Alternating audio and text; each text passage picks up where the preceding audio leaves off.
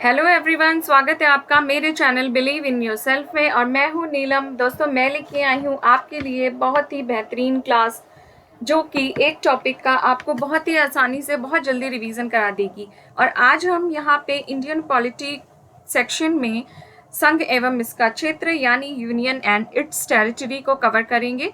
और मैं कोशिश करूंगी कि मैं यहाँ पे सिटीजनशिप को भी कवर करूं, पर अगर वीडियो ज़्यादा लंबा होगा तो मैं पार्ट 3 के बी में करा दूंगी आपको। ठीक है दोस्तों। और ये जो मेरी क्लास है ये ऑल एग्जाम्स के लिए इम्पॉर्टेंट है। जैसे अगर आप यूपी पीसीएस या किसी भी स्टेट के पीसीएस एग्जाम्स की तैयारी कर रहे हैं, पेट है, टेट है, सी टेट है and SSC, RO, ARO, railway, क्योंकि सभी एग्जाम्स में जीएस का बहुत बड़ा रोल होता है और जीएस के अंदर इंडियन पॉलिटी का बहुत ही इंपॉर्टेंट रोल है दोस्तों। 10 to 12 क्वेश्चंस हमेशा वहां से होते हैं। तो दोस्तों चलते हैं, हम यहाँ पे एक एक टॉपिक खत्म करते हैं। तो देखते हैं हम यूनियन एंड इट्स टेरिटरी के बारे में। ठीक है, तो भारत एवं इसका क्षेत्र। दोस्तों, ये जो पार्ट है यूनियन एंड टेरिटरी, ये आर्टिकल 1 to 4, ठीक है, इतने पार्ट्स में डिवाइड है। ठीक है, और हम यहाँ पे अब एक एक आर्टिकल को देखते जाएंगे। तो आर्टिकल 1 में दोस्तों एक तो नाम दिया है भारत। ठीक है, भारत का नाम जो कि मेंशन है हमारे कॉन्स्टिट्यूशन में, इंडिया एंड और भारत। ठीक है, आपने यहाँ पे देखा, मैंने अपनी प्रीवियस ईयर की क्लास में बताया है इंडिया और भारत। ठीक है, और दूसरा यहाँ पे प्रशासन किस तरह का होगा, यहाँ का संसदीय व्यवस्था कैसी है, अनुच्छेद 1 में ये भी बताया गया है, जिसमें हमें पता चलता है कि जो हमारा भारत है वो एक संघ है, वो एक यूनियन है। ठीक है, फेडरेशन नाम नहीं दिया गया है, भारत एक यूनियन है। आपको पता रखना चाहिए कि यूनियन से यहाँ पे तात्पर्य क्या है दोस्तों। भारत को एक पूरा देश, एक मतलब एक संघ है, सभी से मिलके बना हुआ है, कई तरह के राज्यों से, मतलब कई राज्यों से मिलके बना है, लेकिन ये राज्य अलग नहीं हो सकते। ठीक है, ये राज्यों का संघ है, राज्यों का संघ है। ठीक है, आर्टिकल 1 में आपको समझ में आया कि भारत का नाम और राज्यों का संघ बताया गया है कि किस तरह से ये राज्यों का संघ है। उसके बाद आर्टिकल नंबर 2 बहुत ही इंपॉर्टेंट है और बहुत ही बेसिक डिफरेंस है आर्टिकल नंबर 2 एंड 3 में। ध्यान से समझिएगा दोस्तों।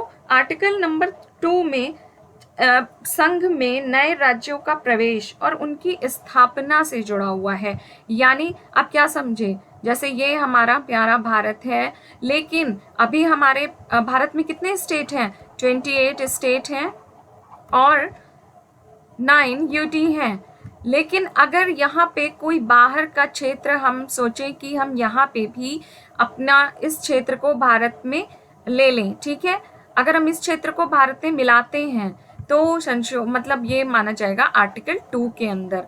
ठीक है, इस तरह से भारतीय संघ के हिस्से जो कि नहीं है उनके प्रवेश से संबंधित है। यानी अभी ये भारत का हिस्सा नहीं है, ये कोई भी मतलब आप समझ रहे, कोई भूमि का टुकड़ा है, आइलैंड है, पर ये भारत का नहीं है। लेकिन अगर भारत, क्योंकि दोस्तों भारत अपनी एक संप्रभु राज्य है, इसका मतलब ये होता है कि भारत की विदेश नीति और आंतरिक नीति में कोई भी किसी भी बाहरी तत्वों का इंटरफेयर नहीं भारत मानेगा। ठीक है, वो पूरी तरह से फ्री है अपनी किसी भी पॉलिसी को डिसाइड करने के लिए, फॉरेन पॉलिसी हो या इंटरनल पॉलिसी हो। तो ऐसे में किसी बाहर के क्षेत्र को भारत में मिला दिया गया, वो हो गया आर्टिकल नंबर 2। और आर्टिकल नंबर 3 में देखिए, ठीक है, आर्टिकल नंबर 3 में क्या होगा दोस्तों, भारत में जो इस समय भारत के यूनियन है, यानी कि भारत में 28 स्टेट हैं और 9 यूटी हैं। अगर भारत इन 28 और 9 यूटीज में कुछ भी चेंज करता है, किसी भी स्टेट को उसका नाम बदलता है, उसकी बाउंड्री चेंज करता है, उसको छोटा करता है, उसको बड़ा करता है, मतलब एनीथिंग, भारत का जो यूनियन है उसके अंतर्गत जो भी वो करेगा वो आर्टिकल 3 के अंतर्गत चला जाएगा। ठीक है, जैसे आप आंध्र प्रदेश का विभाजन देख सकते हैं, उत्तर प्रदेश के विभाजन से क्या बना, यूके, यानी सॉरी उत्तराखंड, यूके नहीं, उत्तराखंड बना। उसके बाद मध्य प्रदेश, झारखंड, छत्तीसगढ़, बिहार से अलग हुए, है ना, बहुत सारे राज्य हैं, ये सब कुछ आते हैं आर्टिकल नंबर 3 के अंदर। ठीक है, आपको समझ में आया, और इसे पुनर्सीमन व्यवस्था कहते हैं।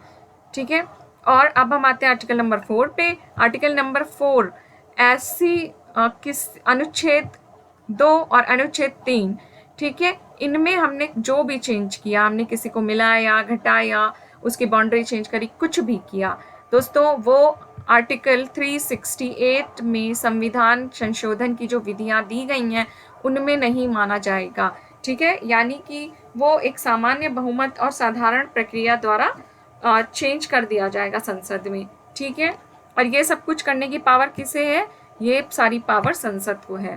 दोस्तों यहाँ पे कुछ पॉइंट्स बहुत ही इंपॉर्टेंट हैं जिन्हें आप एक नज़र देख लीजिए, ठीक है। 1950 में जब संविधान बना, हमारे भारत का मतलब एक यूनियन बना, उस समय भारत में 4 तरह के क्लासिफिकेशन थे, ठीक है। यानी इन्हें हिंदी में का, खा, गा, घा और आप ABCD याद कर सकते हैं।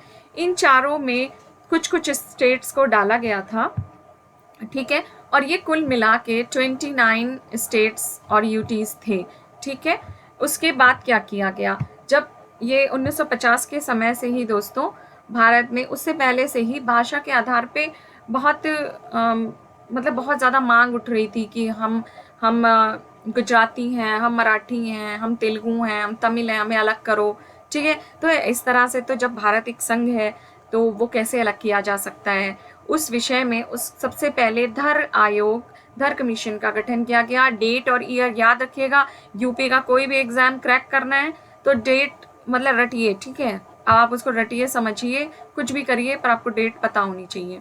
1948 जून में कमीशन का गठन किया गया और इनसे पूछा गया कि क्या भाई बताओ, भाषा के आधार पे बांटेंगे तो सही होगा या नहीं सही होगा। तो भाई धर साहब जी ने दिसंबर में बहुत ही जल्दी रिपोर्ट दी, क्योंकि हम जस्ट आज़ाद हुए थे और हमारा पेशेंस ख़त्म हो चुका था ऑलरेडी आज़ादी पाने के चक्कर में। तो इन्होंने बहुत जल्दी अपनी रिपोर्ट दी दिसंबर में, ठीक है, 1948 में रिपोर्ट दे भी दी। इन्होंने भाई मना कर दिया कि भाषा के आधार पे तो कुछ करना ही नहीं है, प्रशासनिक सुविधा देख लीजिए अगर आपको सही लगता है तो। चलो भाई, मांगे तो घट नहीं रही थी, ठीक है। तो फिर गवर्नमेंट क्या करे, परेशान हो गई। फिर उसने दिसंबर 1948 में ही JVP कमेटी गठित कर दी। अब इसमें तो बहुत बड़े बड़े लोग थे, ठीक है, आपको इनके नाम जरूर पता होने चाहिए कि इसमें कौन कौन था। तो दोस्तों इसमें थे जवाहरलाल नेहरू जी, वल्लभ भाई पटेल और पटाभी सीतारमैया। ये भी, इन्हें भी बहुत जल्दी अपनी रिपोर्ट दी, ठीक है। इन्होंने अप्रैल 1949 में ही दे दी अपनी रिपोर्ट, यानी 4-5 महीने के अंदर रिपोर्टें दे दी जा रही थी। इन्होंने तो ये तो किसी कीमत पे नहीं चाहते थे कि भारत बटे, ठीक है। तो इन्होंने राज्यों का पुनर्गठन जो था ये भाषा के आधार पर भाई मना कर दिया कि हो ही नहीं सकता। अब क्या करें, उसी बीच आंध्र प्रदेश में तेलुगु भाषी लोगों का मांग चल रही थी कि हमें अलग करो, हमें अलग करो। और बाई चांस इनके सबसे प्रमुख नेता जो श्री रामलू थे, इनकी डेथ हो गई। अब लोगों को मरने तो नहीं दिया जा सकता था, तो बहुत ही मजबूरी में अक्टूबर 1953 में तेलुगु भाषी क्षेत्र को बांट दिया गया, उसको अलग कर दिया गया और पूरे देश का पहला भाषाई राज्य बना, ठीक है। पूरे देश में पहली बार ऐसा हो रहा था कि सरकार को जितनी भी पहले की रिपोर्ट मिली उन्होंने कहा भाषा को मत मानो मत मानो, लेकिन सरकार को विवश होके भाषाई राज्य बनाना पड़ा और जो कि पहला राज्य बना 1953 में आंध्र प्रदेश। डेट याद रखिएगा 1953, अभी आके काम आने वाली है। उसके बाद ठीक है, एक राज्य बना दिया तो दूसरे ने भी कहा हमें भी बना दो, उन्होंने कहा नहीं बनाएंगे। फिर कहा चलो भाई फजल अली जी की अध्यक्षता में आयोग गठित कर दिया, ठीक है। फजल अली जी की अध्यक्षता में दिसंबर 1953 में आयोग का गठन हुआ और फिर से जांच बैठाई गई। अब इसमें कितने सदस्य थे, क्योंकि ये सब कमीशन बहुत इंपॉर्टेंट है। एक सदस्य थे KM पनियक्कर और दूसरे थे HN कुंजरू जी, ठीक है। फजल अली तो अध्यक्ष थे, ठीक है, ये अध्यक्ष हैं, ध्यान रखिएगा। पूछा जाता है कि इसमें से अध्यक्ष ही बता दो कौन है, तो पता चला KM पनियक्कर लगा के चले आए, गलत हो जाएगा, ठीक है। फिर इन्होंने अपनी रिपोर्ट दे दी दोस्तों 1955 में, इन्हें काफ़ी समय ले लिया पिछली रिपोर्टों की अपेक्षा। और इन्होंने फिर बहुत सारे पॉइंट बांटे, ठीक है, कि ये देख लो ये देख लो ये देख लो, जो सही लगे कर दो। उन्होंने कहा राज्यों का पुनर्गठन में भाषा को मुख्य आधार बनाओ। अब ये देखिए इन्होंने सबसे अलग बात कह दी, भाषा को मुख्य आधार बनाओ, लेकिन भी जोड़ दिया। लेकिन देख लेते हैं, लेकिन एक राज्य एक भाषा के सिद्धांत को मना कर दिया। ये कैसे बन सकता था, हमारे वहाँ तो इतनी डाइवर्सिटी है कि मतलब हम तो ये कर ही नहीं पाएंगे, इस तरह तो पता नहीं शायद 200-300 राज्य ही बनाने पड़ जाएं। ठीक है, इन्होंने कहा एक भाषा एक राज्य तो बन ही नहीं सकता है। ठीक है, अगर आपको लगता है तो हम पहले ये देखेंगे, देश की एकता सुरक्षा देखेंगे, फिर संस्कृति देखेंगे, फिर प्रशासनिक सुविधा देखेंगे कि ये जो मांग हो रही है ये ठीक भी है या नहीं है। ठीक है, फिर कल्याण लोगों का देखेंगे। फिर इन्होंने बताया कि ठीक है, आप इस तरह से गठन कर सकते हो। ये जो 4 क्लासिफिकेशन ABCD 1950 में आए थे ना बन के, इस तरह हमारे राज्यों का गठन हुआ था, इसको कहा कि भाई ये हटा दो, पुराना हो गया, नया करते हैं। इन्होंने कहा पूरे देश में 16 राज्य, 16 स्टेट एंड 3 यूटीज बना दीजिए। ठीक है, तो सरकार ने कहा ठीक है बना देते हैं, लेकिन 16 नहीं बनाएंगे, अपने हिसाब से देखते हैं, लेकिन आपकी ज़्यादातर मांगे स्वीकार कर लेंगे। उसके बाद अब गवर्नमेंट को जब कोई कमेटी अपनी रिपोर्ट देती है तो फिर कॉन्स्टिट्यूशन में अमेंडमेंट करना पड़ता है। तो ये अमेंडमेंट होके आया राज्य पुनर्गठन अधिनियम 1956। इम्पॉर्टेंट है, बहुत ध्यान रखिएगा, अभी आगे आपसे पूछूंगी मैं। और 1956 अमेंडमेंट आया और 7वां संविधान संशोधन किया गया, काखा गाघा सब कुछ हटा दिया गया। अब सरकार ने बांटा 1 नवंबर 1956 को, डेट ये भी याद रखिएगा, जिसको मैं इंपॉर्टेंट कहूँ याद कर लीजिए, बाकी फालतू चीज़ें रटने की ज़रूरत नहीं है।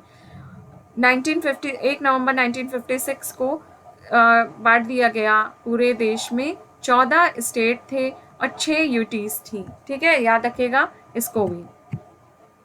अब दोस्तों एक पॉइंट जो मैं पीछे छोड़ दिया, सॉरी, देखिए मैं आपसे क्या कह रही हूँ कि आप सीरियल याद रखिएगा। दोस्तों एग्जाम्स में बहुत बार क्वेश्चन आया है, मैं मतलब मेरे सामने खुद मैंने फेस किया है कि जितने भी कमीशनों का गठन हुआ इनको इनके ईयर वाइज लगा दीजिए। तो कौन कौन सा आएगा, धर आयोग आएगा, उसके बाद कौन सा था, JVP था। ठीक है, उसके बाद कौन सा था, उसके बाद आयोग नहीं था, JVP के बाद दोस्तों आंध्र प्रदेश का गठन हो गया था, ध्यान रखिएगा 1953 में। उसके बाद फिर फजल अली जी आए। ठीक है, फजल अली सॉरी स्पेलिंग गलत हो रही, फजल अली जी के बाद आया अमेंडमेंट हुआ राज्य पुनर्गठन आयोग का। ठीक है, 1956 ये सीरियल बनेगा। ठीक है, ध्यान रखिएगा, सीरियल लगाने को आता है। अब चलते हैं, हम आपको क्वेश्चन से करके बताते हैं। पहला क्वेश्चन है, संविधान के प्रथम अनुच्छेद यानी कि आर्टिकल 1 में भारत है क्या है। दोस्तों बार बार बता रही हूँ, भारत राज्यों का संघ है, यानी राज्यों का यूनियन है। दोस्तों तैयारी ऐसी होनी चाहिए कि आपने क्वेश्चन देखा, आपको ऑप्शन पढ़ने की ज़रूरत नहीं है, आपको आंसर क्लिक हो गया। ठीक है, अगर आपको ऐसा लग रहा है कि आपको बहुत सारे क्वेश्चन में ऑप्शंस की ज़रूरत पड़ रही है, तो दोस्तों कहीं ना कहीं तैयारी को फिर से पढ़ने की, मतलब चैप्टर को फिर से पढ़ने की ज़रूरत है। ठीक है, चलते हैं हम सेकंड क्वेश्चन पे। नए राज्यों के गठन की शक्ति निहित है।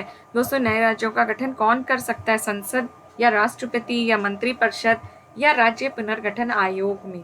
तो दोस्तों संसद में, जो संसद है, क्योंकि यही बाउंड्री सीमा जो भी चेंज करना है संसद में ही होगा। थर्ड है, भारत के संविधान के अंतर्गत निम्नलिखित में से किसको राज्यों की सीमाओं को परिवर्तित करने की शक्ति प्राप्त है। रिपीटेड क्वेश्चन है, ऑप्शंस के सीरियल चेंज है, संसद को शक्ति प्राप्त है। हो सकता है आप लोकसभा में कंफ्यूज हो जाए, क्योंकि लोकसभा को थोड़ी ज़्यादा पावर होती है, लेकिन आप एक बात याद रखिए, लोकसभा अकेले संसद नहीं बनाती है, तो संसद ही कोई भी चेंज कर सकती है। ठीक है, चौथा है, राज्य एवं संघ राज्य क्षेत्र संविधान के निम्नलिखित में से किस प्रावधान के अंतर्गत भारतीय संसद को नया राज्य बनाने का अधिकार है। दोस्तों नया राज्य बनाने का अधिकार है, ध्यान से देखिएगा, आगे बताती हूँ, कंफ्यूजन खत्म हो जाएगा। आर्टिकल 1 में क्या था, आर्टिकल 1 में राज्यों का संघ है, ये था, है ना, और नाम था भारत या इंडिया, भारत और इंडिया। ठीक है, आर्टिकल नंबर 3 में क्या था, आर्टिकल नंबर 3 में था कि जो प्रेजेंट टाइम में हमारे राज्य हैं, ठीक है, वर्तमान में जितने भी राज्य हैं या यूटीज हैं, अगर उनमें कुछ भी चेंज करना है, वो आ जाएगा आर्टिकल 3 के अंदर। दोस्तों आर्टिकल नंबर 5 के अंतर्गत क्या है, यहाँ पे है नागरिकता है। ठीक है, 5 से 11 तक नागरिकता है। आर्टिकल नंबर 2 में क्या है, दोस्तों आर्टिकल नंबर 2 इम्पॉर्टेंट है। इसमें जो भारत अगर किसी को मिलाएगा, ये आपके सवाल में लिखा रहेगा, बहुत आराम से आप ये मत सोचिएगा कि हम कैसे पहचानेंगे 2 और 3 में अंतर। जब बाहर से कोई राज्य मिलाया जाएगा तो वो माना जाएगा आर्टिकल नंबर 2 के अंतर्गत। और आर्टिकल नंबर 4 में है कि कोई भी 2 और 3 के अंतर्गत जो भी चेंजेस आएंगे भारत के पॉलिटिकल मैप में, ठीक है, उसमें उसको संविधान संशोधन का हिस्सा नहीं माना जाएगा, जो कि 368 में वर्णित है। यानी आपका यहाँ पे कौन सा सही हो गया? आपका ऑप्शन सही हो गया आर्टिकल नंबर 3, क्योंकि यहाँ पे नया राज्य बनाने की बात हुई है, ना कि मिलाने की बात हुई है।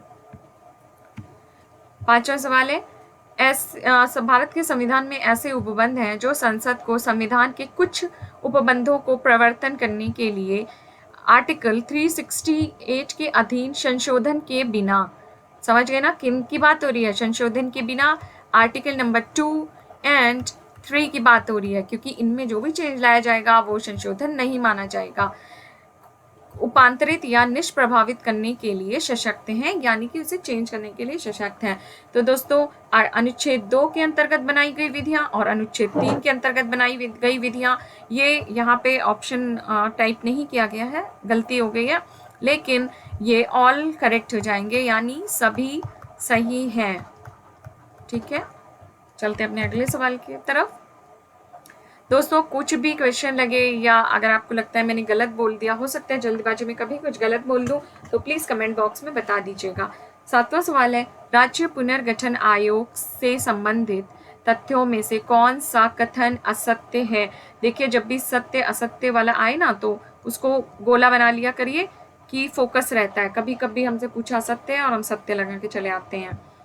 मेरे भी गलत हुए हैं दोस्तों, मैं खुद भी एक एस्पिरेंट हूँ और लगातार मेंस दे रही हूँ, तो गलतियाँ सबसे होती हैं, कोई भी परफेक्ट नहीं होता है।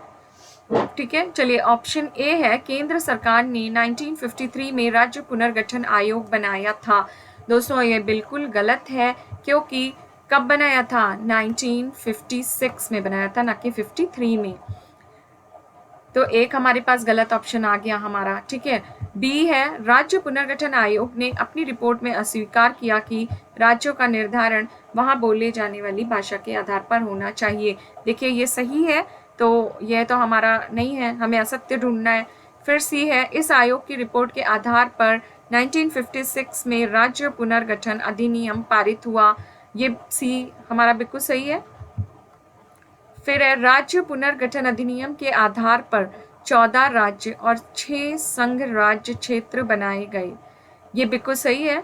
अगर उन्होंने जो फजल अली ने जो बोला था, फजल अली जी ने बोला था 16 राज्य और 3 यूटी, ठीक है, लेकिन जब पुनर्गठन अधिनियम पारित हुआ था तो उसमें 14 राज्य और 6 केंद्र शासित प्रदेश बनाए गए थे। तो हमारा ए ऑप्शन गलत हो जाएगा, ठीक है, असत्य हो जाएगा। चलते हैं अपने अगले क्वेश्चन पे। 8वां है, राज्य पुनर्गठन आयोग ने 1 नवंबर 1956 को कितने राज्य और कितने संघ राज्य बनाए? हम पीछे देख चुके हैं, उसने बनाए थे 14 राज्य और 6 संघ राज्य, यानी 14 state and 6 UTs. 9th question है, भारत में राज्यों के पुनर्गठन के संदर्भ में निम्नलिखित में से कौन सा कथन सही है? हमें यहाँ सही कथन ढूंढने हैं। तो चलते हैं, पहला है, धर आयोग ने 16 राज्य और 3 संघ राज्य क्षेत्रों के निर्माण की संस्तुति दी थी। दोस्तों ये धर आयोग ने नहीं दी थी, ये दी थी किसने? फजल अली ने। तो हमारा ये गलत हो गया, ये है ही नहीं। सेकंड है, राज्य पुनर्गठन अधिनियम 1956 7वें संविधान संशोधन अधिनियम के तहत 1 नवंबर 1956 को सरकार ने 14 राज्य और 6 संघ राज्य क्षेत्रों का गठन किया। बिल्कुल सही है, हम बार बार देखते आ रहे हैं। तीसरा है, फजल अली आयोग ने राज्यों के पुनर्गठन हेतु भाषाई कारक को पूर्णतः नकारते हुए प्रशासनिक सुविधा को आधार बनाने की संस्तुति दी थी। दोस्तों देखिए ये भी गलत है, क्योंकि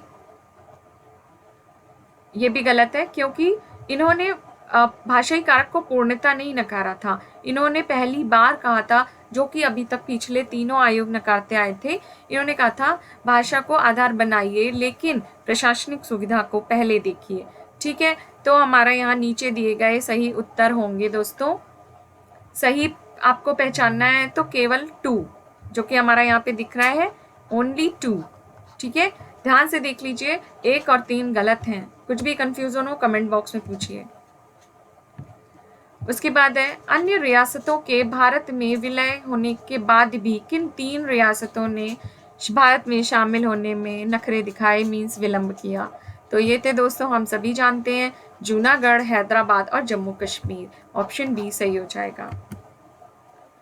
अगला क्वेश्चन है अनुच्छेद 3 के अंतर्गत राज्यों की सीमाओं, नामों आदि में परिवर्तन करने के संदर्भ में कौन सा कथन सत्य है। सत्य असत्य को मैं तो हमेशा मार्क कर लेती हूँ। पहला है संबंधित विधेयक संसद में तभी पेश किया जा सकता है जब राष्ट्रपति उसके लिए सिफारिश करें। दोस्तों, सिफारिश करें या संस्तुति करें, बात एक ही है। ठीक है, सिफारिश की जगह संस्तुति ज़्यादा सही लग रहा है। संस्तुति करें तो ये बिल्कुल सही है। दूसरा है विधेयक द्वारा यदि किसी राज्य के क्षेत्र, नाम, सीमा में परिवर्तन होने वाला है तो राष्ट्रपति को वह विधेयक राज्य के विधानमंडल को विचार हेतु भेजना होगा। ये मतलब ऐसा जरूरी नहीं है कि राज्य को वो भेजें ही। ठीक है, तो वैसे ज़्यादातर भेजते ही हैं। तो दोस्तों, हमारा यहाँ पे ऑप्शन 2 भी सही है। ठीक है, राष्ट्रपति भेजते हैं पर वो बाध्य नहीं है उनकी सिफारिशें मानने के लिए। ठीक है, ऑप्शन नंबर 3 है यदि राज्य का विधानमंडल निर्धारित समय सीमा के भीतर अपने विचार या राय जो भी है विधेयक वापस नहीं भेजता है राष्ट्रपति को, तो क्या राष्ट्रपति विधेयक को संसद में प्रस्तुत कर सकते हैं। बिल्कुल सही है, मैंने आपको आगे पॉइंट से बताया था कि संसद को ही सारी पावर है, वो सिफारिशों के लिए सिर्फ भेजती है, उसके बाद देखती है और उसमें से क्या मानना है या क्या नहीं मानना है वो संसद तय करेगी। चौथा है यदि राज्य का विधानमंडल अपने विचार राष्ट्रपति को भेज देता है तो भी संसद उन विचारों को मानने के लिए बाध्य नहीं है। ये बिल्कुल सही है। तो हमारे सारे ऑप्शन सही हैं, इसलिए ऑप्शन डी उपयुक्त सभी सही हो जाएंगे। 12वां है राज्य के पुनर्गठन के संदर्भ में निम्नलिखित कथनों पर विचार करिए। पहला है फजल अली आयोग की सिफारिश पर आंध्र प्रदेश भाषाई आधार पर गठित होने वाला पहला राज्य बन गया। तो दोस्तों, ये बिल्कुल गलत है, क्योंकि पहली बात तो फजल अली की सिफारिश नहीं थी। ठीक है, जेवीपी कमेटी के बाद ये मतलब बहुत ही विवश करने वाली बात थी कि आंध्र प्रदेश का गठन हुआ। ठीक है, वो भी आंध्र प्रदेश जो है हाँ, आंध्र प्रदेश फजल अली पे नहीं था। सेकंड है धर समिति ने एक भाषा एक राज्य की सिफारिश की, बिल्कुल भी गलत है। सारी कमेटियां सिर्फ फजल अली को छोड़ के किसी ने भी ये सिफारिश नहीं करी थी। तीसरा है जेवीपी समिति ने पूर्णतः भाषा के आधार पर नए राज्य बनाने के विचार को खारिज कर दिया था। बिल्कुल सही है, ऑप्शन बी में हमें दिख रहा है केवल 3। दोस्तों, ये आपको भले हो सकता है कंफ्यूज करे या बहुत बड़ा लगे, पर आप 2-3 बार पढ़ेंगे ना आपको एकदम ईजी लगने लगेगा। 13वां क्वेश्चन है भारत के संविधान के अनुच्छेद 3 के अनुसार संसद क्या कर सकती है। देखते हैं, किसी भी देश पर आक्रमण की घोषणा कर सकती है, या फिर सेकंड है किसी भी राज्य की सीमाओं में परिवर्तन कर सकती है, या किसी भी राज्य का क्षेत्रफल बढ़ा सकती है, या फिर किसी भी राज्य के अंतर्गत स्वायत्त परिषद की स्थापना कर सकेगी। देखते हैं दोस्तों, पहली बात तो अनुच्छेद 3 की बात हो रही है। जब भी कोई आर्टिकल आपको दिखे आप अपने दिमाग में एक इमेज बना लीजिए, अनुच्छेद 3 की बात है, यानी कि जो वर्तमान में उपस्थित राज्य हैं हमारे, ठीक है, जितने भी, उन्हीं में कुछ चेंज किया जा सकता है और किसी में कुछ नहीं, अनुच्छेद 3 के अनुसार। और देश में आक्रमण की घोषणा ये तो इस अनुच्छेद में कभी कर ही नहीं सकती, ये हमारा गलत हो गया। ठीक है, यहाँ पे देखिए दोस्तों, सही उत्तर पहचानना है। सेकंड है किसी भी राज्य की सीमाओं में परिवर्तन कर सकेगी। हाँ, राज्य की सीमाओं में हम परिवर्तन करेंगे, और वो भी अनुच्छेद 3 के अंतर्गत। किसी भी राज्य का क्षेत्रफल बढ़ा सकती है, घटा भी सकती है, ये भी सही है। देन चौथा है किसी भी राज्य के अंतर्गत स्वायत्त परिषद की स्थापना कर सकेगी, ऐसा आर्टिकल 3 में कहीं नहीं लिखा है। तो हमारे ऑप्शन सही हैं केवल 1, 2 और 3। 14वां है संविधान राज्यों को अपनी विधानसभा में एक प्रस्ताव पारित करके अपने नाम बदलने का अधिकार देता है। संविधान राज्यों को अपनी विधानसभा में, ठीक है, पहला दूसरा है यहाँ पे कौन सा सही है हमें पहचानना है, और ये मैंने पहला पॉइंट पढ़ा था। सेकंड है भारतीय संविधान के अनुच्छेद 3 के अंतर्गत केंद्र के पास संसद में एक साधारण विधेयक पारित करके भारत के किसी भी क्षेत्र को बाहरी देश को देने की शक्ति है। दोस्तों ये बिल्कुल गलत है, 1 और 2 यहाँ पे गलत हो जाएंगे, यानी हमारा सी ऑप्शन यहाँ पे कौन सा सही है।